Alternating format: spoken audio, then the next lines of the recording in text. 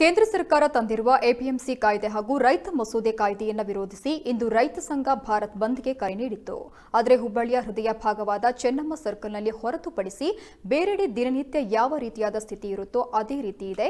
Chennamma circle ಬಳಿ ಪ್ರತಿಭಟನೆ ಕಾವೇರಿದ್ದು ರೈತ ಪರ ಸಂಘಟನೆ ಹಾಗೂ ಬೇರೆ ಬೇರೆ ರಾಜಕೀಯ ಪಕ್ಷದ ಮುಖಂಡರು ಸರ್ಕಾರದ ವಿರುದ್ಧ ಪ್ರತಿಭಟನೆ ನಡೆಸ್ತಾ ಇದ್ದಾರೆ. ಈ ಕುರಿತಾಗಿ ನಮ್ಮ ಹುಬ್ಬಳ್ಳಿ ರಿಪೋರ್ಟರ್ ವಿನಾಯಕ ರೆಡ್ಡಿ ನಡೆಸಿರುವ ಗ್ರೌಂಡ್ ರಿಪೋರ್ಟ್ ಇಲ್ಲಿದೆ.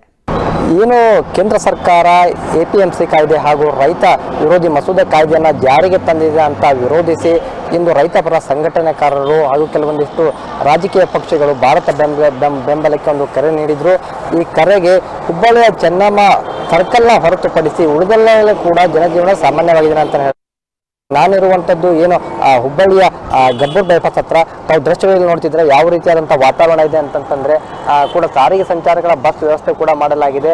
ಆದರೆ ಅಂದರೆ ಬಂದ್ ಕರೆ ನೀಡಿದ ಹಿನ್ನೆಲೆಯಲ್ಲಿ ಕೆಲವೊಂದಿಷ್ಟು ಪ್ರಯಾಣಿಕರು ಅಂದರೆ ಬೇರೆ ಬೇರೆ ಊರುಗಳಿಗೆ ಏನು ಪ್ರಯಾಣ ಮಾಡತಕ್ಕಂತಹ ಪ್ರಯಾಣಿಕರು ಬಂದ್ ಇರೋದ್ರಿಂದ ಬಸ್ ಇರುತ್ತೋ ಇರಲ್ಲೋ ಎಂಬ ಭಯದಿಂದ ಯಾರೂ ಕೂಡ ಬರ್ತಿಲ್ಲ.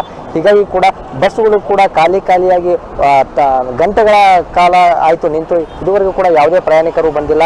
ಅಂದರೆ ಹೊರವಲಯದಲ್ಲಿ ಮತ್ತು ನೋಡಿದಂತೆ ಗೂಡ್ಸ್ ವಾಹನಗಳಲ್ಲಿ ಆಟೋ ರಿಕ್ಷಾಗಳಾಗಲಿ ಎಲ್ಲವೂ ಕೂಡ ದಿನನಿತ್ಯ ಯಾವ ರೀತಿಯಾದ ಸಂಚಾರ ವ್ಯವಸ್ಥೆ ಇತ್ತು ಅದೇ ರೀತಿಯಾದ ಸಂಚಾರ ವ್ಯವಸ್ಥೆ ಇದೆ.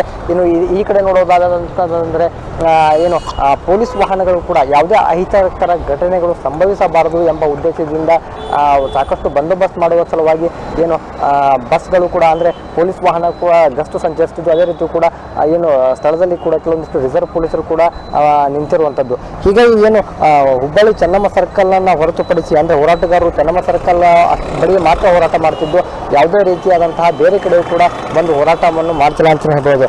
ಹೀಗಾಗಿ ಏನು ಹುಬ್ಬಳ್ಳಿಯಲ್ಲಿ ಭಾರತ್ ಬೆಂಬಲಿಗೆ ಏನು ಕರೆ ನೀಡಿದರು, ಈ ಬೆಂಬಲಕ್ಕೆ ರೈತ ಸಂಘಟನೆಯವರು ಕೇವಲ ಚೆನ್ನಮ್ಮ ಸರ್ಕಲ್ಗೆ ಮಾತ್ರ ಸೀಮಿತವಾಗಿದ್ದಾರೆ.